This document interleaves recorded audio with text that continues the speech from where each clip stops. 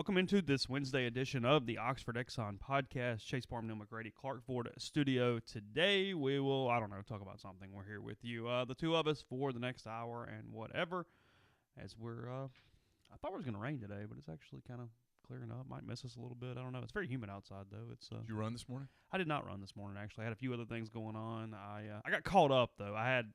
The hour and a half was very beneficial for me once everybody was out of the way. I got out and ran today. It was a lot less humid than yesterday. Was it? Yeah. There actually was moments when the breeze was, I won't say cool, but 2 days ago was the sauna, where it was just like, okay, the hell, I'm Saturday's the most humid day I can ever remember trying to run. Ever?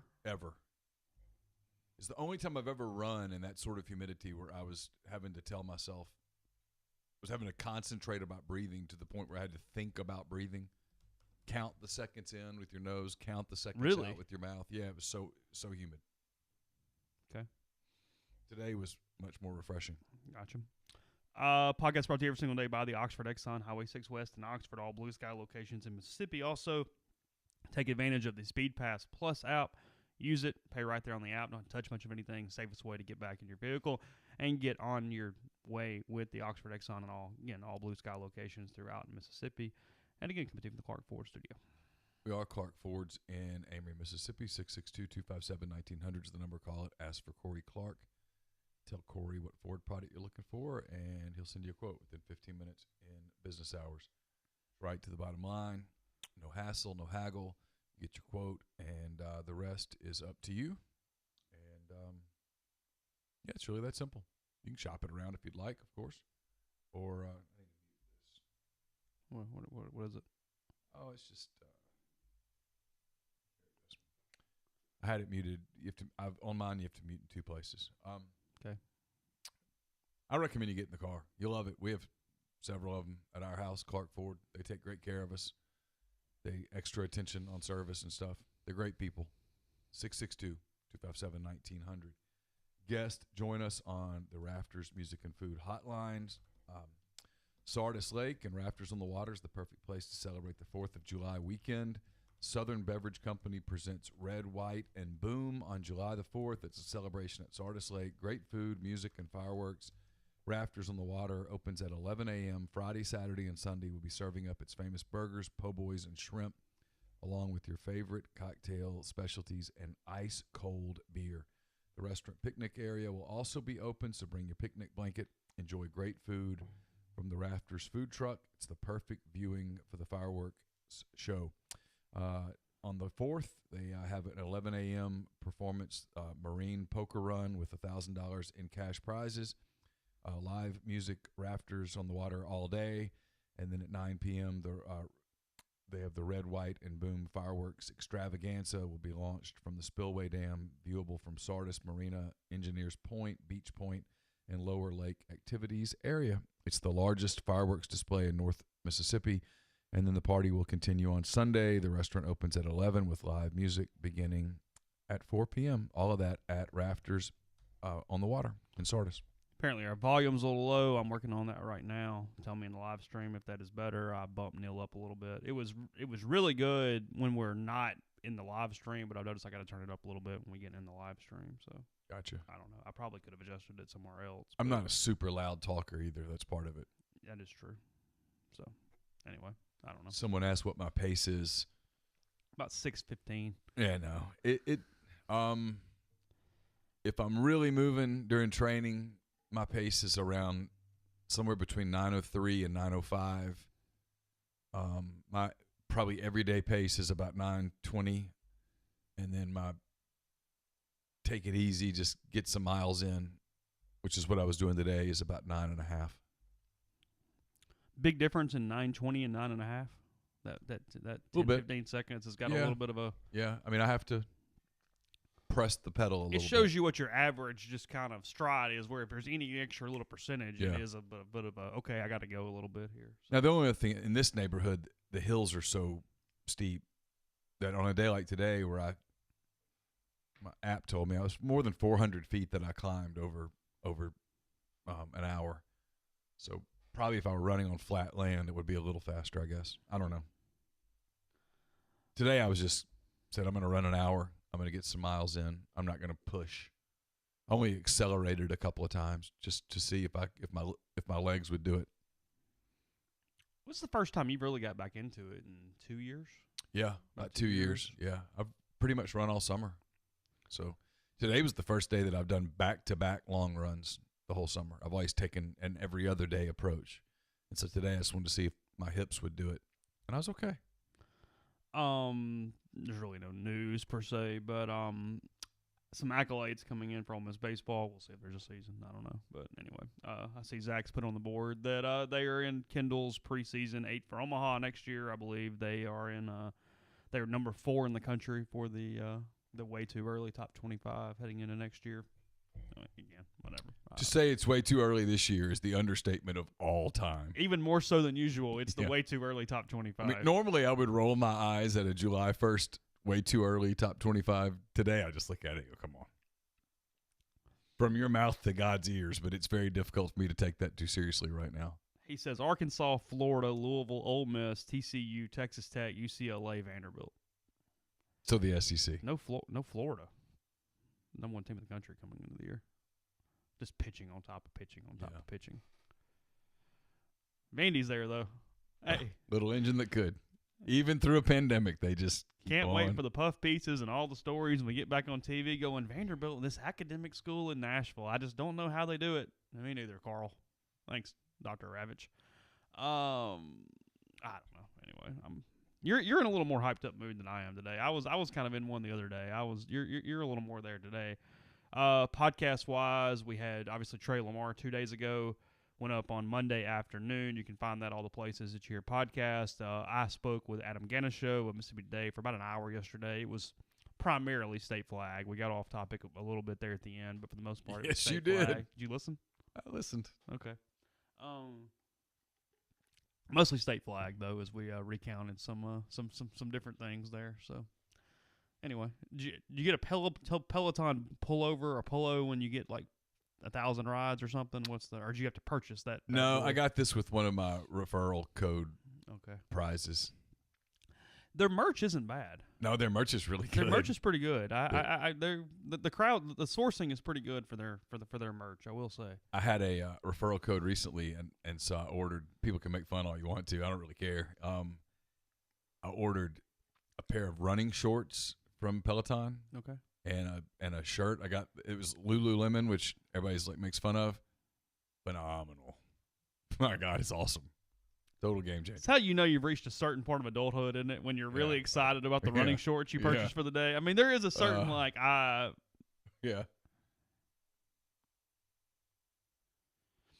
there's nice scenery on Peloton on the bike. There's no question about that. Sure. I'm like it's kind of like anything else. Like I'm kind of desensitized to that sort of like. No offense. I mean, I love all you guys. Like, this is not a criticism. It's just me personal thing. It's like when I got to figure out like whether to delete certain threads on the board, like the boob threads and stuff, because I'm kind of like, guys, you're on the internet. Like, just type anything in anywhere. Like, do we have to do it right here? Yeah. I mean, there's a certain site you could go to see all the boobs you could ever want to see. Because all you're doing is just messing over your fellow gentlemen on the board, because one of them's just getting on to see who committed yesterday, their wife's over their shoulder, and it's boom. And then suddenly we got problems. Just people helping people, try to protect the community a little bit. Well, the only thing I'll say about we do have a lot of female members, too. Yeah, they don't necessarily – you don't want them going the other way on you guys, okay? I'd rather not. I'm just telling you. Yeah. So just don't need a sausage fest on there. I mean, you know what I mean? We just don't. And so that's the only thing is it's like, hey, make sure on those threads, you got to make sure you put not safe for work. You have to. Now, when that's there, I have a little more tolerance for it because when the guy know goes, what you're getting into. When the guy goes, well, I opened it. Yeah, but the thread title said not safe for work, which means not safe. NSFW is not safe for work, not safe for wife. It's not safe. Just be cool. Be smart.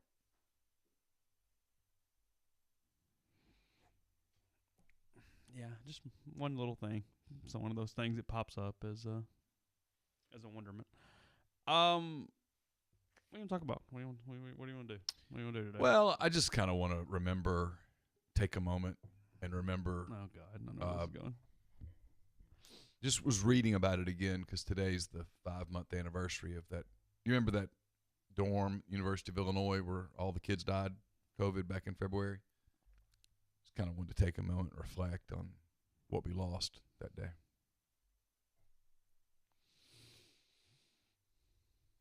There was also a sorority house at the University of Nebraska where it was like 91% of all the kids died of the COVID, swept through there.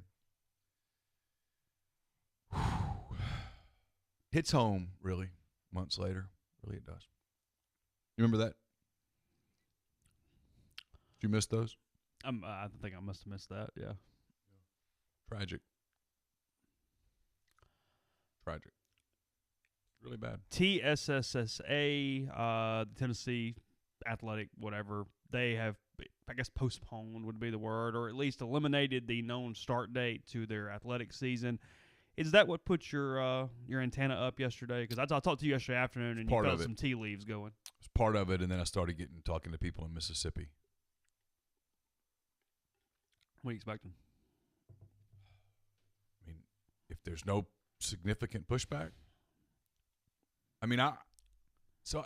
Laura sent me a text. It's the Oxford School District asking, can't remember if it was the first 9 weeks, first semester, or what. Like, what would you rather for your kid, in person or online? Mm-hmm. Distance learning. Quote, distance learning. And I'm like, are we out of our minds? Are we out of, why are we even having this conversation?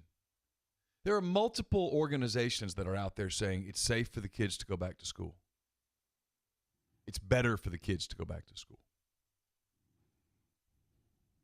And then I hear people in Mississippi who are reliable, who are connected, say, what's going on? Are you guys hearing this? I'm like, yeah, I'm hearing it.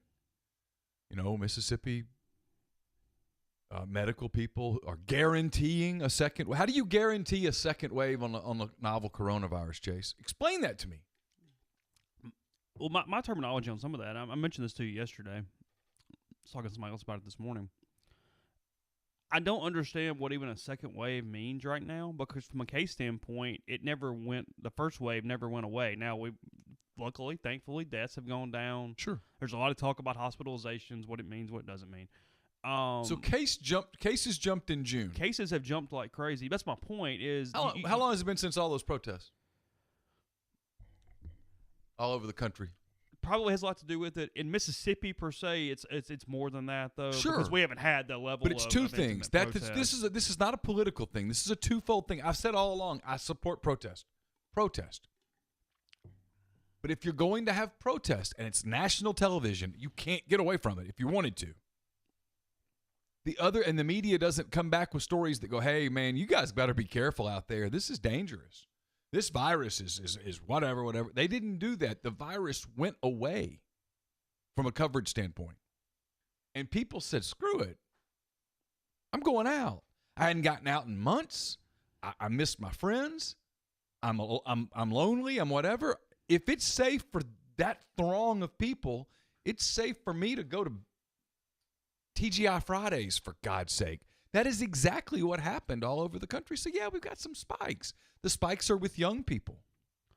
I guess my point is there's a second wave to the level that is being discussed. To me, and maybe I'm inferring incorrectly. I guess that's possible. But to me, it sounds like they're predicting deaths to rise at that point. And then if that is true, that is kind of my question. Where we're going to let this thing get into nursing homes? Are we expecting for? I mean, I'm trying to find the view here. Are they expecting that students are going to give it to every professor, then they take it home and it runs through families? Like, are they expecting players to give it to coordinators and head coaches that have some comorbidities? I don't know. I guess that's that was my thing. Two things when I told Adam this. What worried me about Dobbs' statement, I think it was to the Mississippi Free Press, was I just noticed such a tone change. Mm-hmm.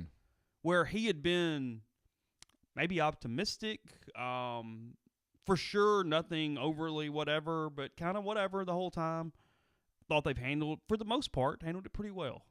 And I noticed the panic, and I wondered why. What is it that absolutely drove the panic for him at that point? And I don't know the answer. I don't know him. I haven't spoken to him. But that was the thing that popped up, because we're seeing this everywhere. I mean, you're right in the middle of this. I mean, the heated debate that is going on in the Oxford School District right now on what to do. You're seeing that all over the internet. It's everywhere. You've got, Ole Miss putting out kind of their plan for how it works at all levels. And I mean, it's a problem for everybody. I mean, the things that the professors, that the staff and faculty are being asked to do, it's almost damn near impossible. Not even forget for no extra pay or anything. I mean, suddenly you're having to be a janitor and a policeman. You're having to teach in all these different ways and figure out all these different ways to make all these things work.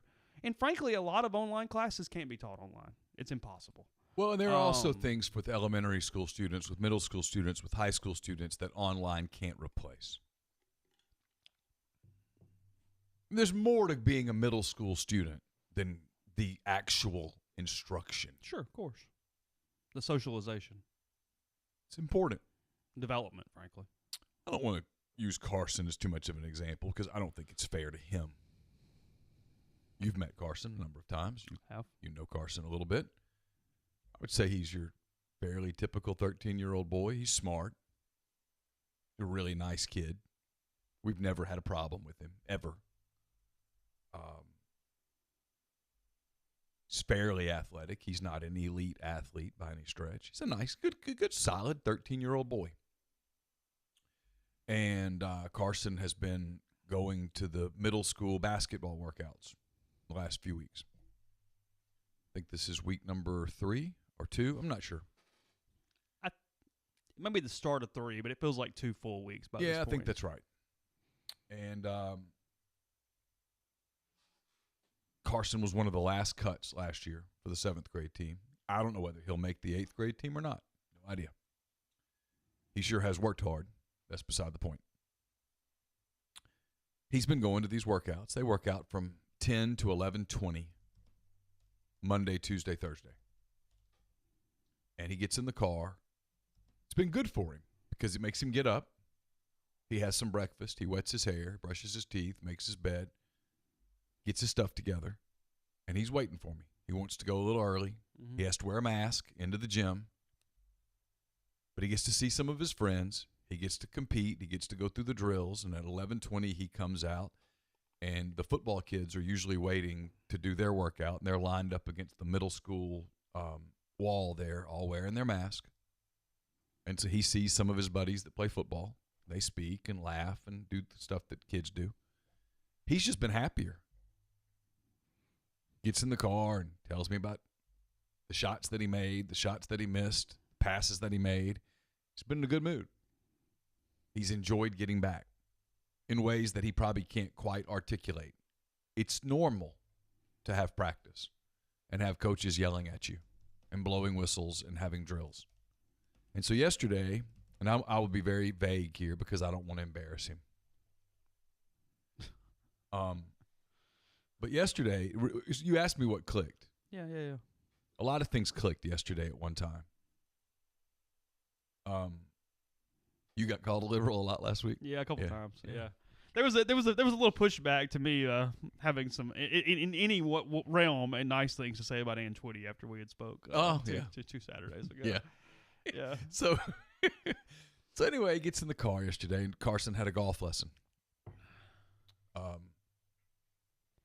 And we were leaving the golf lesson. We're driving around on our way back here. I'm, again, being very vague. And he looks at a house, and he says, I have a friend that lives in that house, I think. And I said, really, who? And he told me the person's name, and it's a girl. And I said, oh, yeah, I think I know who that is, blah, blah, blah. And he said, I was going to ask her to the formal last year, the middle school formal. Sure. But somebody asked her in the class before the one I was going to ask. And he was fine. It was no big deal. They're friends. This is really kind of cool. It's like a Wonder Years episode a little bit. It's kind of neat. Yeah. But it clicked in my head. Here's this really nice kid. And Carson's got a lot of I was thinking about some of the other football players that he saw, that he spoke to. And Sure. We're at the point now where this is the only place Carson's ever lived, really. We moved here when Carson was a little over 1 year old. Mm-hmm. So we know all these boys. I've coached a lot of these boys. I've watched Carson play soccer and baseball and basketball and whatever against these boys. We are with these boys. You know what I'm saying, Chase? I mean, I know these kids well enough. Sure, yeah. And so now you see them growing up, and they're getting big, and some of them have facial hair, and it's just different.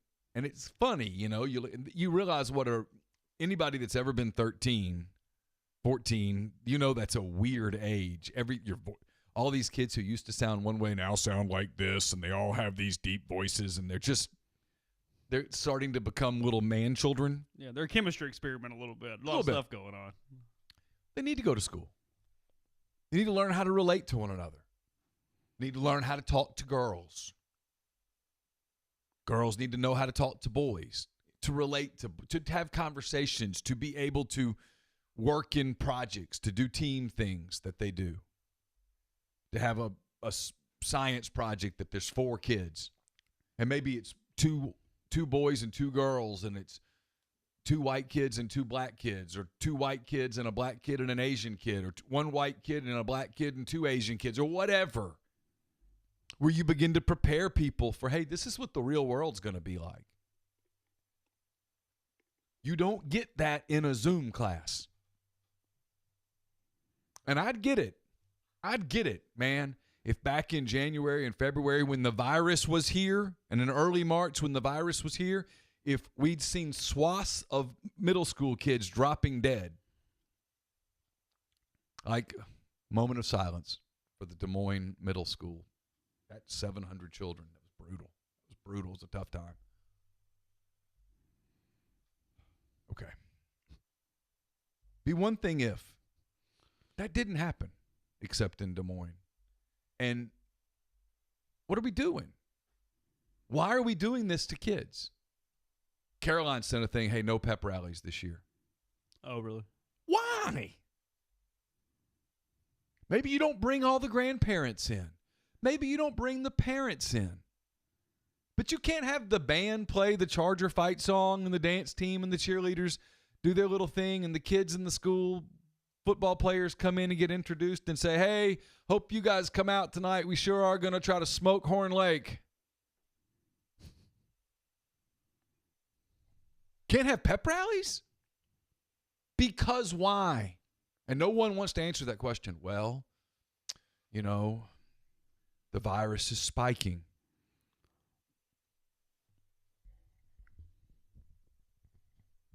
But I'm frustrated. I really am. And I've become that voice. I have people that in our field, I have people who, they're not calling me liberal right now. They're saying, oh, you're trying to be Clay Travis, or you're trying to, no, I'm just, if there's nobody to stand up for kids, these kids don't have a vote.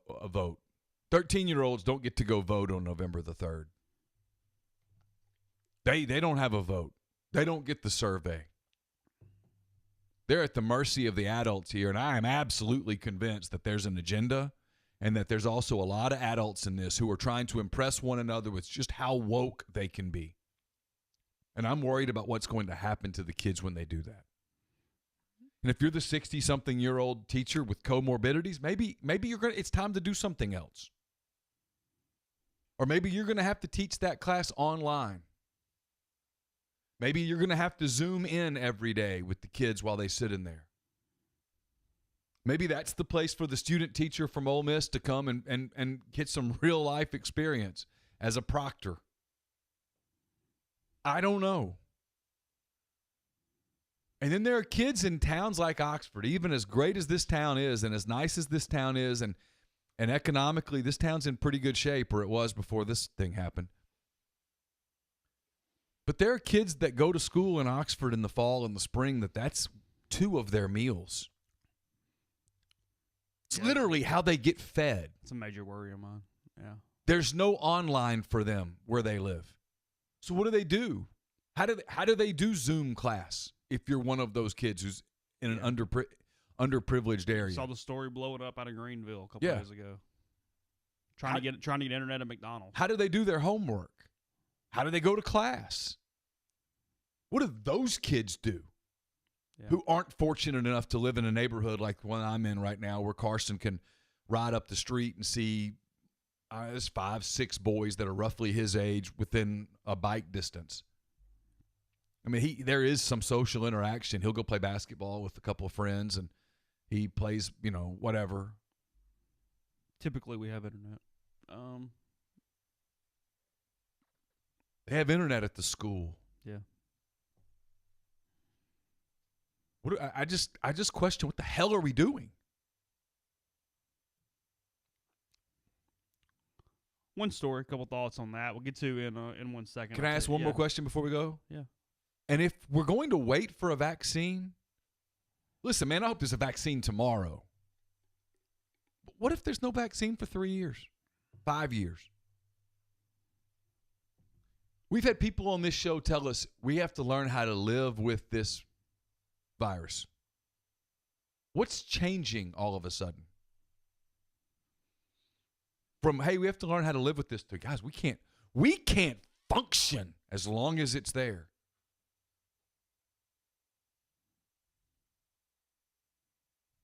This is literally, you're a football team and you get to the 50-yard line and all of a sudden, hey, timeout. Hey, coach, the goalpost is no longer 50 yards away. We're going to move it another 50. Just wanted to let you know.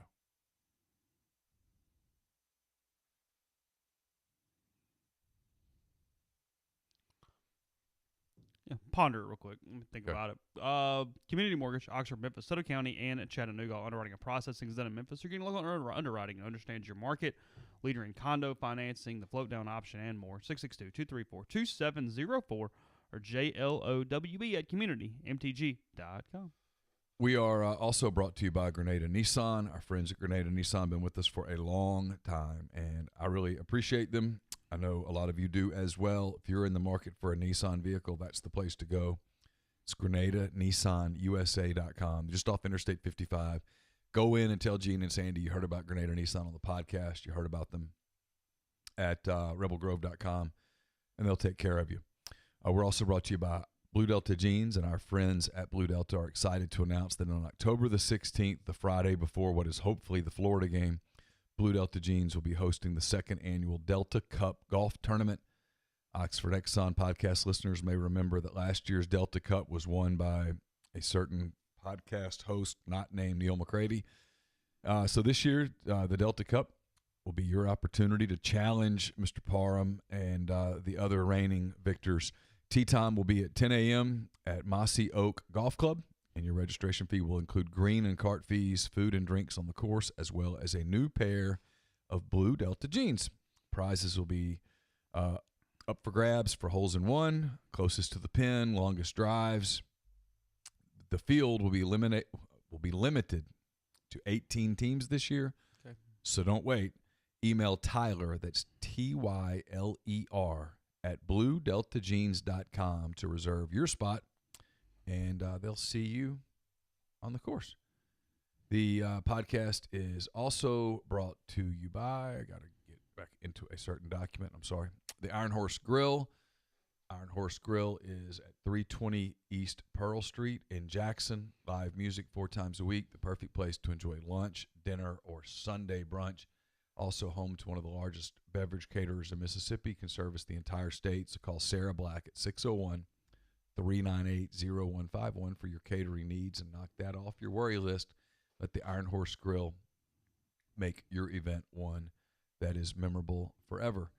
And we are also brought to you by Pinnacle Trust. I taped a Mind on My Money podcast yesterday with Romero Miller. That'll be up momentarily. We talked about a lot of things that I think you will find interesting, including how this has impacted business. He's now a State Farm agent in Olive Branch. So we talked about a lot of things with the former Ole Miss quarterback, and that's brought to you by Pinnacle Trust. Pinnacle Trust treats investing like a commodity. Decisions are made using objective information and research, not emotions. So regardless of your level of wealth, Pinnacle Trust will sit down with you, listen to your goals, study your expenses, and put forth a comprehensive, detailed financial and retirement plan built just for you. cookie-cutter financial planners put you in a box. Pintrust builds a box just for you. To learn more about Pinnacle Trust, go to pintrust.com. It's PINNtrust.com. Mention you heard about Pinnacle Trust on the podcast. You'll get 10% off your first year's fee. A lot of heated debate going on right now about name, image, and likeness, but we'll worry about that when it gets here. Right now, just I got bigger problems than than that. Yeah, whatever. Sankey's talking about a lot of stuff with it, but again, whatever. That's not really. Yeah. A lot of people He's worried about the agent part of it. Is what he's worried about. Would like a third party to examine and put the rules in other than the NCAA. He's worried about how it might impact women's funding. Yeah, off the top of my head from Ross Dellinger, that's kind of what I'm seeing there. But yeah, glad they got the date for the golf tournament. I have no idea where that trophy is. I don't know who ended up with that or where it is currently sitting. But yeah, sign up. Let's all go play. I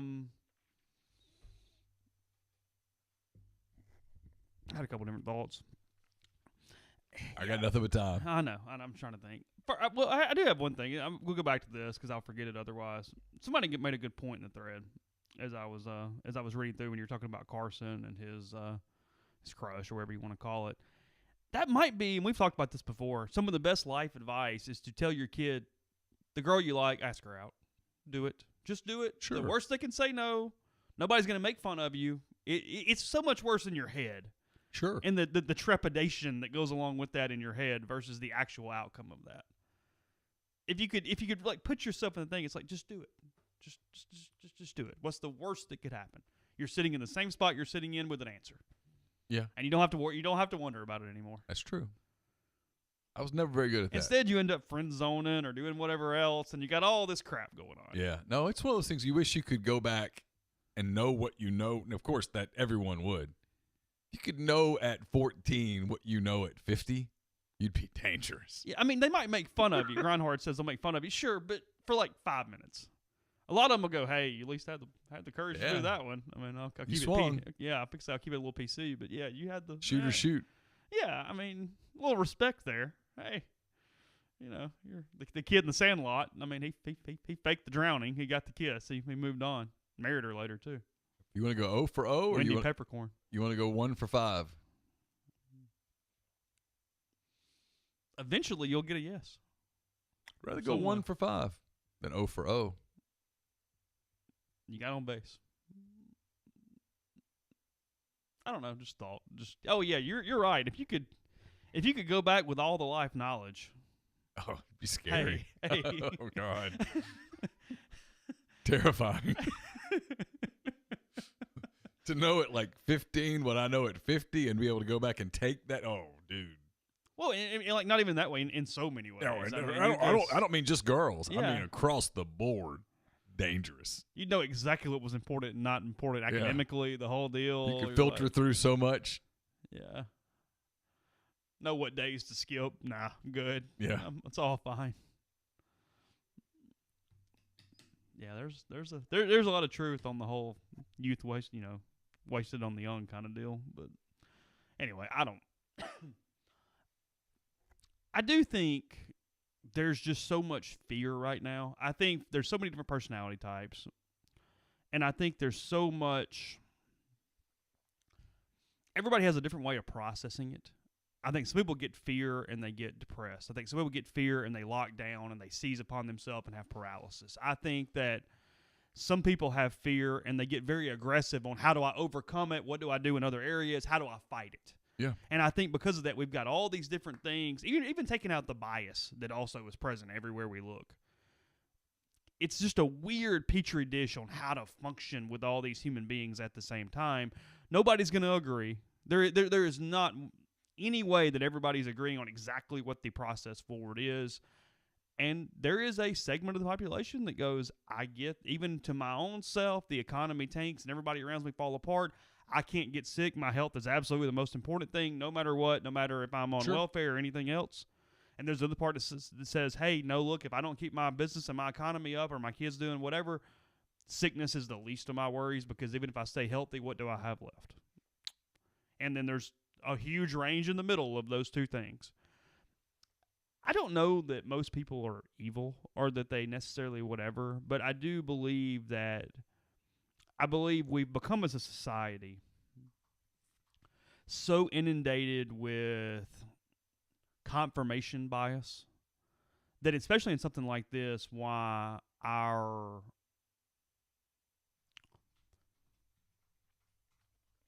data is so bad across the country. You've got some states that do it some way, some states do it another way, some states do it another way. You've got some issues even inside the rules for each state. Well, let me tell you this. The percentages that you're seeing are not accurate. Yeah, right. I know. Because a lot of states, including this one, are not reporting negatives. Yeah, so you've got all these. That's my point. So these national stats are useless in so many different ways. Yes. Frankly, other than probably deaths, because we do know who's obviously dying from it to some extent. Although the death total, there's a lot. That's wanky too. But out of all the numbers, I'll play that one more than the other ones, I guess is what I'm saying. No, that's my point. So a lot of people don't trust anything from any side. They look for whatever their gut is, their emotions are, their whatever. And not everybody. There's some people out there that are very smart and trying to focus everything. Sure. But there's a large segment that is just looking for what they already believe. And that creates hardline opinions. That creates a lot of things. You got a lot of reporters that, frankly, aren't very good and have a hard time diagnosing the. Sorry. You all right over there? Dennis Dodd. Oh, man. Gosh. Oh, that came out of nowhere. Well, I mean, look. Dennis Dodd. As somebody told me this morning, that was the prime example of, hey, go back to Journalism 101 and find 3 sources, bud. Like, let's play 3 sources. Can we rip that apart just real fast to make me feel better? Sure. Number one, you want to tell people what it was? Dennis Dodd quoted a statistician at the University of Illinois who said that if we play a football season, 5 to 8 or 5 to 7, I can't remember, players will die of COVID. I mean, I got lots of questions. Lots and lots of questions. Based on what? And then here's the big question. Help me with this one, Chase. Yeah, I'm listening. At Ole Miss, to my knowledge, and you and I both have some knowledge here. Okay. The kids who are in quarantine right now or have been in quarantine have been because of behaviors. And I'm not criticizing the behavior because we were all dumb college kids once. It's been things that happened away from the training facility. Well, I mean, I know a lot of times they haven't. I mean, the sports other than football can't even use the facilities at all. So, yeah, there's no ability to actually get it from the training facility at this point. Maybe they can now. I think they had to have summer schools start first. So if all of these players don't play football, let's say we cancel the football season, okay? Yep. Football season is canceled. Can't play it. Too dangerous. Too much COVID. Someone might die. All right, so all those thousands of players, am I to assume, Dennis, that those thousands of players over the next 4 months, in the time that is now freed up because they don't have football practice and football games and meetings and such to play, am I to assume that they will go home and lock themselves up in their family bedroom? Because now if that's the case, then you're right, we eliminate risk. Or, and I'm just asking, are they going to go to parties with other kids and pass vapes and pass blunts and pass beer bongs and play poker and play video games where they share the same controller in a tight, confined space? Are they going to go to bars? Are they going to go to parties? What are they going to do? Are you telling me that they're never going to get out, that they're going to eliminate all risk by not playing football? Yeah, because at this point, what we know for sure is that some semblance of either positive test or contact tracing quarantines, and it sounds like there was a ton of just contact trace where the tests were negative, thankfully. Xbox, poker games, parties to different degrees, social gatherings, however you want to phrase that. So are they kids? Yeah, kids. So I'm saying. So are they going to do that? It appears so. That they're going to continue to do that activities or those behaviors. Is it even possible they would do more of that if they didn't have football practice and football games? Well, you would become the life of a normal student, which means, yeah, you have more time, more energy to do that. Yeah, sure. Well, if that's the case, then, again, I'd like to go back to my statement about January and February and early March when college kids were in dorms. Playing basketball, playing baseball, sorority houses, fraternity houses, parties. Can we talk about the death waves? Where were all the basketball players that died in February of COVID?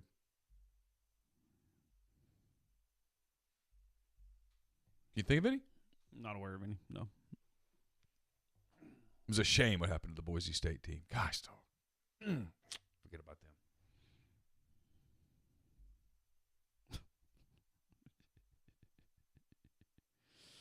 I mean, what are we doing? How does CBS publish that story? I'll tell you why. Clicks. So I have a couple questions for you. One statistician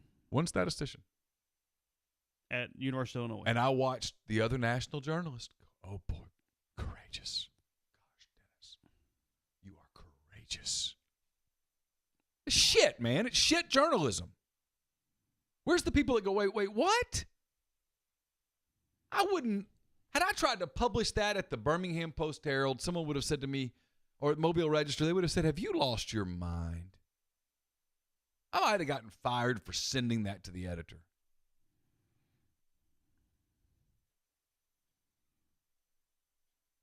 Let me ask you a question. Yep. If there were a Democrat in the White House today, how different would this story be covered?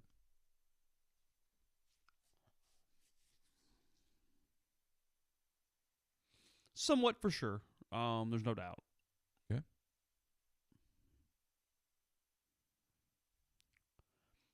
I think this is where you'd have to decide the level of medical, because I do think some of this is medical. We don't have enough in the middle. We talk to either economists or medical people. We don't have enough like together. Does that make sense? Where we're like really converging ideas into one.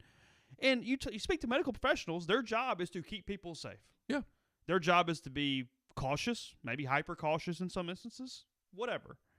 So I think a lot of it is not. I mean, maybe in a roundabout way I'll say a lot, but I don't necessarily think it's necessarily directly political. I think it's indirectly political because I think that there would be different ways that the information might be gathered from some different media sources and then distributed out to the populace, if that makes sense. I also would be curious to see what the government, because one of Trump's biggest issues, and again, call me a liberal later, is no, he's been deplorable on Twitter. That's my point. He's well, so I don't even mean that. He's so divisive. Our lack of kind of standardized data collection, standardized messaging, standardized, hey, this is how we're going to keep up with this data to understand what in the hell is going on. That failure has led to so many different other failures. Agreed. As we move down the line. 100%. That could have been fixed at the very beginning in a number of different ways. So that is somewhat where I'm whatever, because what happens is when you have a data breach to that level and a screw up to that level, you then allow the media to either not be intelligent enough to pick out data in a correct way. Because, look, here's the problem, too. We got a bunch of reporters that have no experience with data collection, no experience with kind of an academic background, if you will, on how to interpret a lot of the data that they're looking at. And then you've got biases on top of that. So you have a very small amount of actual media that is qualified from an experience standpoint. Right. To even be able to do this. Right. So then they just got to say something, and we're just writing a confirmation bias, and we're going crazy at that point. Yeah. So a lot of this stuff was, to roundabout answer your question, yeah, in a lot of ways you meant it, but in a lot of ways, too, that I think strictly was a way the government actually gave us data and put the system in place from the beginning that had tentacles that ran everywhere as we move forward. The tributaries on this are the problem, in my opinion. Yeah, I think when history looks back on this, and I do think history will look back on this and go, oh, my God, what did they do? I firmly believe that. I think history will look back and say the U.S. wrecked its economy on something that was not worth wrecking its economy over. I think when the autopsy is done on the failure, the amount of blame that there will be to distribute all around will be stunning. The number of entities from the president to the WHO to across the board who have absolutely failed is staggering.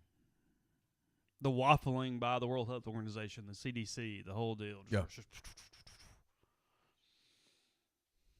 Yeah, there's just no there already was going to be a limited amount of public trust, and the errors have taken that to zero public trust. Yeah. Where we don't know if we're hanging or washing out or anything at this point. Well, like their flip-flop on mask over the course of time. Masks are good, masks are bad. Masks help, masks don't help. Now it's if you don't wear a mask, and look, I wear a mask. I've got them. I mean, we've joked about them. They're right here. We've got them all over the place. We've got packages of masks. We wear masks when we're supposed to wear them. Now, I'll say this. The risk of being a jerk. I watch people have a mask, and they're in a store, and they'll take the mask off for a minute to talk on the phone for a couple minutes, and they'll put their mask on, and they'll do this, and they'll wipe their nose, and they'll put their mask back on. You're not even effective at that point. But I wear a mask. I don't have a problem.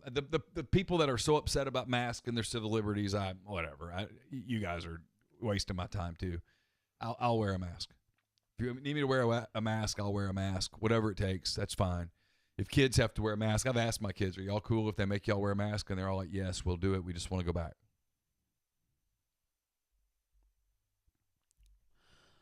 This is not high school kids. Well, I'll do this. We'll pay a couple bills, and then I have a story I was kind of appreciative of a week ago that I'll mention, something that's been a little bit of a whatever. So we'll get that in a second, but it's a pretty good segue here. Podcast brought to you in part by Tyson Drugs and G&M Pharmacy. Both stores are still open for regular business hours. Tyson utilizing a walk-up window, and G&M offering curbside service. Both stores still dedicated to free local delivery and same-day delivery as well. They have their compound alcohol-based hand sanitizer, and you can find updates at their Facebook pages for the latest news there. Again, that number is 662-236-2222. Podcast also brought to you by John Edwards of Regency Travel Incorporated in Memphis. You just need to get away.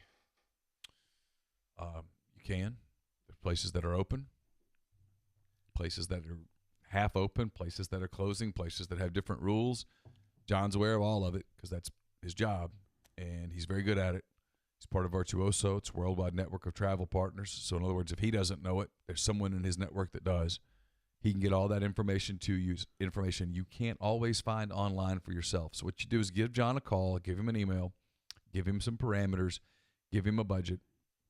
He'll give you options that you can't find on your own, and no, you don't have to live in or near Memphis. 901-494-3387, or send him an email, jedwards@regencytravel.net. First-time clients can save $50 off their first booked trip just by telling John you heard about Regency Travel on the podcast. We're also brought to you by Oxford University Bank, OUB, locally owned and operated right here in Oxford. When you deposit money at OUB, that money and the vast majority of the bank's profits go right back into the Oxford community. OUB has a commercial checking account, now pays 1% interest as long as you keep $10,000 in the account. It comes with fully interactive online banking. They can set up any local business to deposit checks from their office and not have to worry with coming to the bank daily to deposit those checks.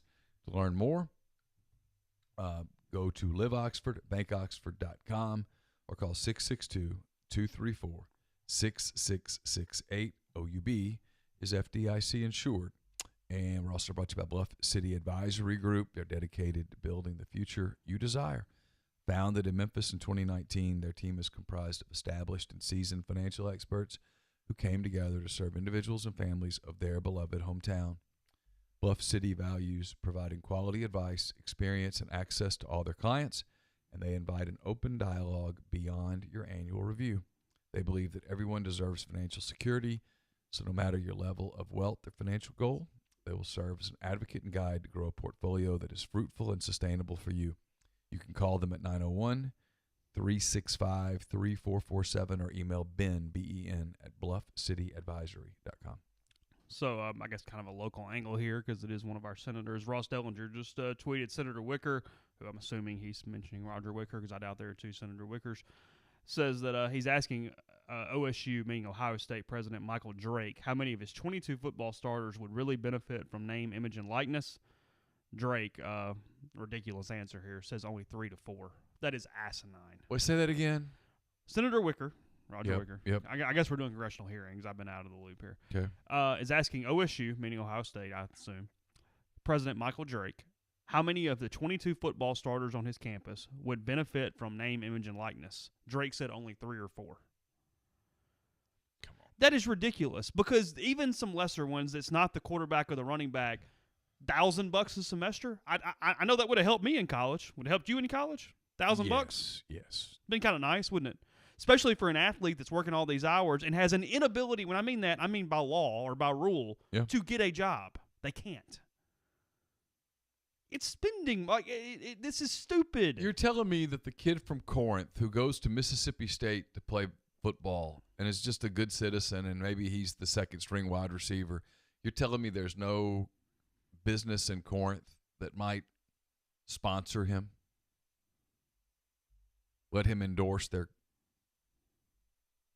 Chevy dealership for $600 a month? Wicker says here, Dellinger's tweet, Senator Roger Wicker, an Ole Miss graduate, quote, "If I had the money as a local businessman, I'd want to pay $100 to every member of the Ole Miss football team to tweet out something on my behalf. I wonder if that's where we're headed." Sure. Okay. That's fine. It's business. Because here's the catch. Public. Everybody got to know who's spending what. Yeah. I mean, there's still going to be a black market. There's still going to be some under-the-table stuff because that's life. But let's make it as transparent as humanly possible. Gosh, you sure have lost your idealism here lately. Goodness gracious. Well, it was like 2 weeks ago, and it was like, you've gone a little right over the last 10 years. I don't know what we were talking about, but I was railing about something. And he's like, You passed me. Maybe not today, but no, probably not here the last couple of days. I sent Clay Travis a letter of apology. Did you? Yeah, I sent him a message that said I used to think you were full of it. I no longer do. Congratulations for your success. Okay, I did get a chuckle here. I don't know if it's Zach or whom it is, but Red Cut Rebellion just tweeted, "Hi, I'm John Rice Plumlee, and I'm super quick on the football field. You know what else is quick? Your credit approval at Cannon Motors." But hey, real world. Yeah, I know. If he's the guy let's say it's John Rice Plumlee, and let's say it's Cannon Motors, and John Rice Plumlee is the sponsor, one of the spokespeople for Cannon Motors, if you will. He's out there endorsing their product, and John Rice gets in bad trouble off the field for behavior. Not saying he did, not saying he would, just if. Yeah, pick your player. He's going to lose that deal. That's the real world. Yeah. There is a life element to this that would be learned very quickly. Sure. What is truly in the First Amendment? He tweets something, he or whomever tweets something stupid. Well, you're not going to jail, but you might lose your endorsement. Well, what's the quarterback's name at Ohio State? Fields. It's been so long since anybody's played football that I can't remember. Justin Fields. Yeah, he's going to make a lot of money. He's also going to have to start being pretty responsible about his image, about stuff like that. Chase, that's preparing him for the NFL, where you become a corporate entity at the NFL level. The things you do reflect. You'll have decisions to make. A kid like Justin Fields would have decisions to make this fall. Here's one. Do I kneel? Does it impact positively or negatively? Yeah. What's my endorsement situation? I got to start, because guess what? You're good enough to play in the NFL, and you're probably going to have to start making those decisions.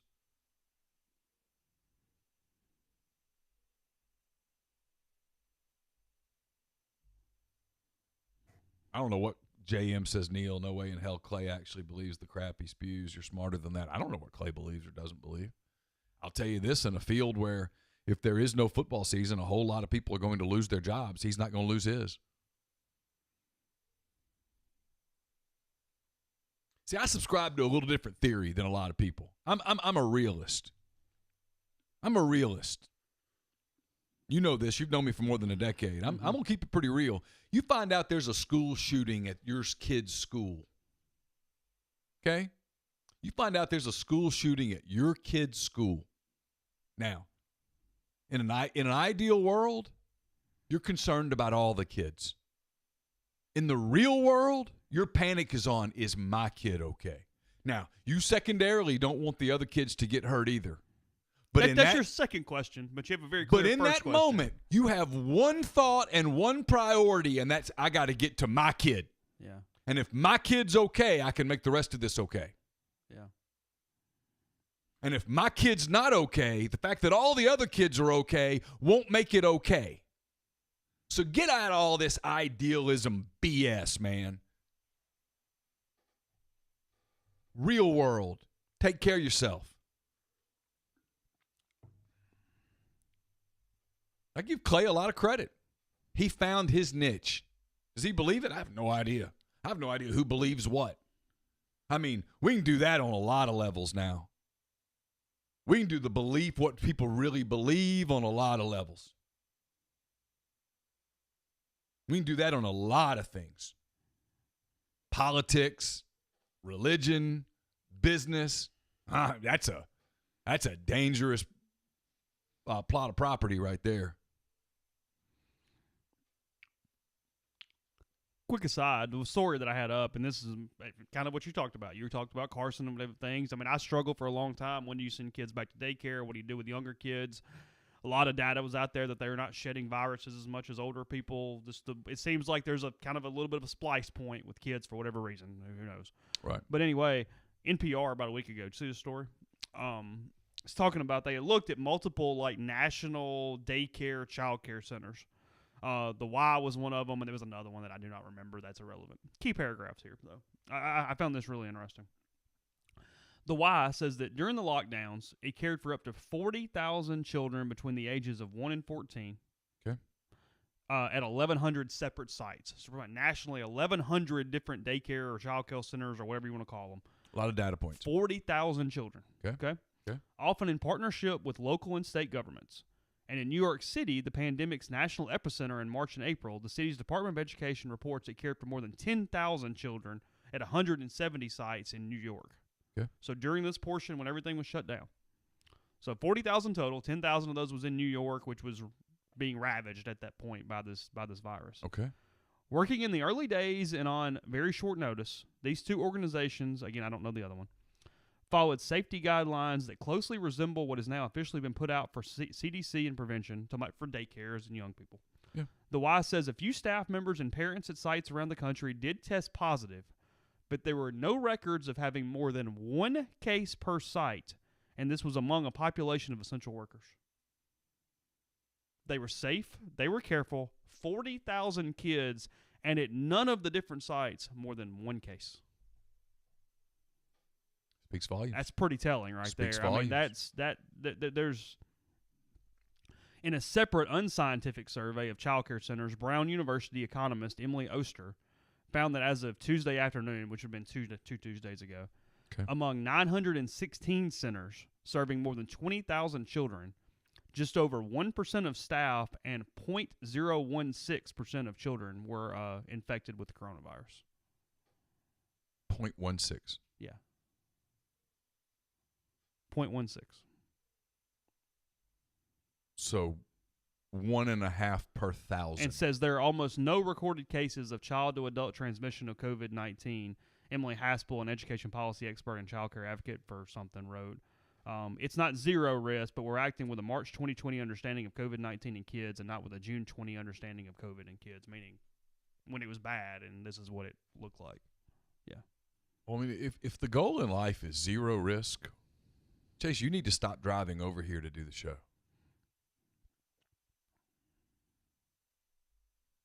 If the goal in life is zero risk, we need to lower the speed limit on America's interstates to about 20 and strictly enforce it. Probably put governors on all the vehicles that prevent the vehicles from going faster than 20.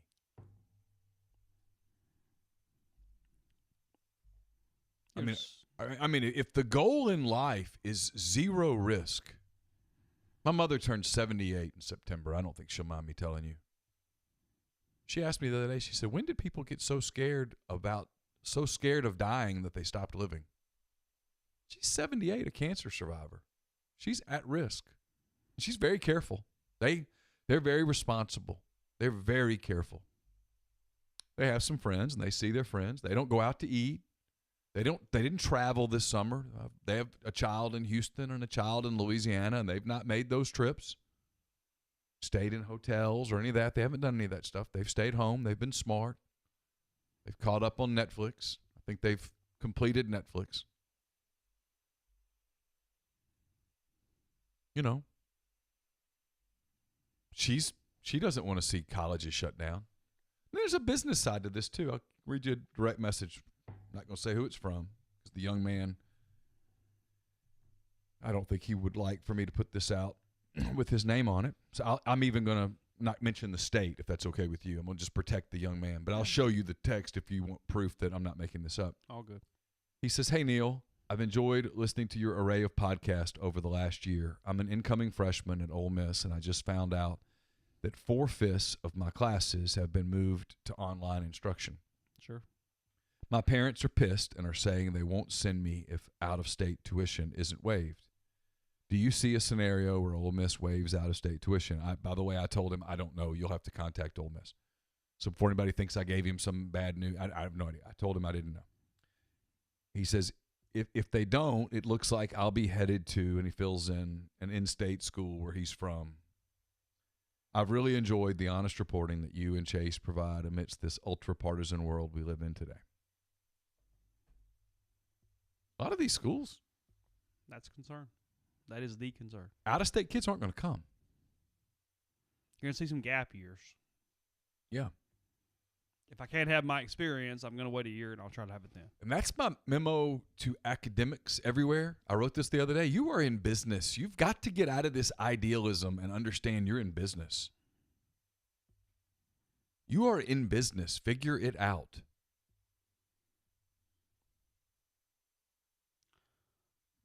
A lot of decisions are being made. They're putting, like I said, a lot of burden on the wrong people in a lot of ways. They're struggling with overall decisions. I don't know. It's scary. Keith Carter participating in this, by the way. Senator Moran, I have no idea where that person's from. Ask how name, image, and likeness would impact the financial circumstances of an athletic department. Ole Miss AD Keith Carter provides an example of a third-party sponsor choosing to strike a deal with an athlete and not a school. Could have a trickle down to other sports in the department. So that's one thing they're worried about is, say, soccer, for lack of a term. Okay. Maybe this is a bad example, but I'll use it anyway. Like CeCe Kaiser was that big-time goal scorer for them a few years ago. Somebody goes, hey, we're going to promote her, but not give Ole Miss Soccer the signage or the branding or whatever, and suddenly there's a loss from a department revenue standpoint that they wouldn't be expecting. That's a concern, I guess. Yeah. Well, this is one of those topics that is very complicated.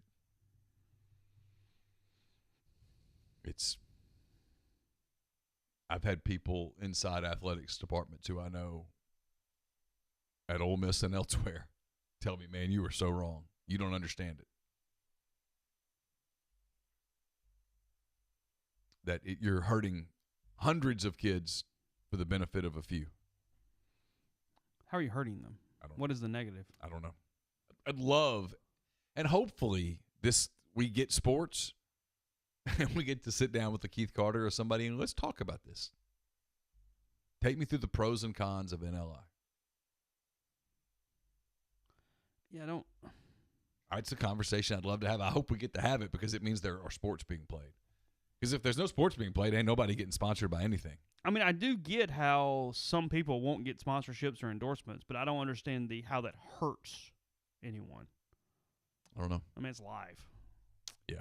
I mean, we're not going to make as much as Clay Travis or Will Kane or anybody else this month. It is what it is. Will Kane's another good example. Yeah. He said, "To hell with all this." He's chasing the money. Going to Fox News. And if the rumors I'm hearing are correct, he is cashing in. Well, he's on the same track that Tucker Carlson was when he started. They both when Tucker first started, he was hosting that Fox and Friends weekend show or whatever it's called, and that's what Will Kane's doing. Say Will Kane's getting a raise, if what I've heard inside the more industry. Than he was making from the second tier ESPN radio spot that he had going on. By just a little. Okay. Yeah. Moving on up like the Jeffersons all of a sudden. Yeah. Yeah. Let's just say that if he's had his eye on that fancy shirt, he's going to be able to buy it. Going Gonna be on TV a lot. Well, his audience is going to skyrocket. Yeah, I saw. It might have been on. I don't remember where I saw this. Whatever that show averages per week is more than, or per episode. Per episode. Is more than the top show at ESPN gets over the course of the week. Yeah. Like all 5 days. I think maybe it was First Take that they compared it to or whatever, but whatever it was during that time. But anyway, take a break. Tell you if you're injured and not sure where to go, no matter where you are, Special Orthopedic Group has you covered with 3 convenient locations in Tupelo, Oxford, and New Albany. No referral is needed to schedule an appointment with one of SOG's fellowship-trained, subspecialized surgeons at any of the 3 locations. 24-hour scheduling. SOG makes it easy to accommodate you. Call 767-4200 or an appointment on their website at www.sogms.com. Special Orthopedic Group. Choose a specialist. Choose SOG. Dead Soxy discounts are back. While some prices may have risen on the website, the MPW Digital Network podcast and Rebel Grove subscribers will always have access to the best Dead Soxy discounts available. Use the promo code Rebel Grove at checkout. Rebel Grove. It's capital R, capital G. At checkout, receive 30% off the best dress socks you've ever put on. So if you're on the fence about getting your kids a pair of the limited edition socks, use promo code Rebel Grove. Get a pair you and your child will love for under $5. Shutdown deals with the promo code combination are available in select styles. So go to deadsoxy.com and make your day a Soxy one. We are also brought to you by Whitney McNutt, Tommy Morgan Incorporated Realtors. She sponsors my mailbag, which will be up at some point today. I'm a little behind, but I'm going to get it done. I'm going to get it done because that's just what I do. And it's what she does as well. She gets it done. She serves all of your real estate needs in Oxford and Tupelo. She sells condos, land, commercial, and residential family homes. You can get in touch with her at 662-567-2573 or 662-842-3844.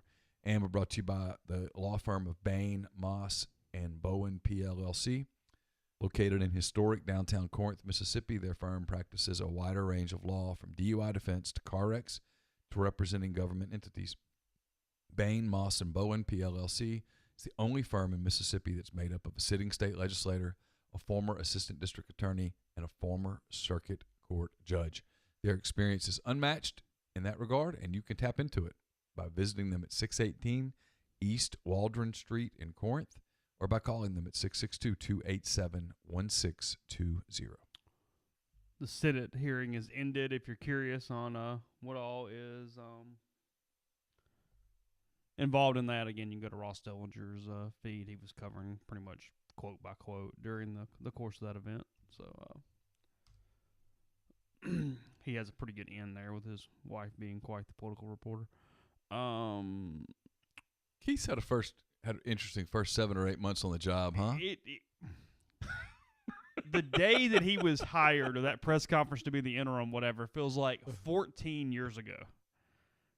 I mean, good gosh. He's dealing with pandemic, a lot of social stuff. Football hiring and firing. Yeah, he's had to fire a football coach, hire a football coach. Now he's dealing with... Kind of sort of do some monument stuff. Well, no, kind of sort of did. Got a state flag. Yeah. And now he's in front of Congress. It's been... I told Keith Carter 2 years ago, let me tell you what you're going to be dealing with. He'd have been like, you know what? I think I'm just going to keep... Foundation's pretty comfy. I think I'm just going to sign this long-term deal with the foundation. Yeah. I don't know. He's done a really good job. It's just crazy. It's a crazy world. I don't even remember the day he was introduced. Honest to God. We had something going on that was something, but I don't even remember what it was. Like, yeah, I don't. It was raining that morning. It was like 11 o'clock. Feels like a million years ago. Why is my FaceTime even up to be able to do that? I don't know. That's weird. So, whatever. Glad that's not always the case because our computer would be blowing up constantly the way my phone rings. I don't know. That's weird. My phone's blowing up a lot lately, so I can only imagine what yours is like. My phone yesterday was not good. I was not in a good place by about 5 o'clock. I said, I'm going to go to the gym. Oh, really? Yeah. Yeah, it was raining, and it was like 11 o'clock in the morning or something, but that's all I really got. I don't remember. I thought it was middle afternoon. Oh, he was it? He was down somewhere, and he couldn't get there because of his plane or something. Oh, it was Boyce. That was Boyce. Boyce couldn't get there. We waited on Boyce to get there. That's Keith right. was there. We were waiting on Boyce. Yeah, that's right. Because it was Boyce and Mike Glenn and Keith. Yeah. Right? If you say again, man, I had to leave. Did you? I had to go pick up a kid or something. Okay. Yeah, I don't know. Whatever. That was 8 years ago. Yeah. Feels like Sounds great. a lifetime ago. It's all good. So anyway, I guess we will be back tomorrow night. At some point, we'll tell you a time. I don't know. We'll figure it out. Maybe tomorrow. I don't know what we're doing. We'll figure out schedules. We're working on a number of things, and get your podcast. We're going to get you a podcast. We think we have a podcast coming earlier in the day tomorrow, I think. Yeah, I'm taping one this afternoon that will be Thursday morning show, and then we're working on a couple of different things. Okay. So we have that. Appreciate people hanging out, giving us some conversation there in the live stream. And we'll be back again with a couple shows tomorrow to round out the week. One of those being podcast form on Friday morning, as always, after our live show on Thursday night. So take care. Have a good day. Talk soon.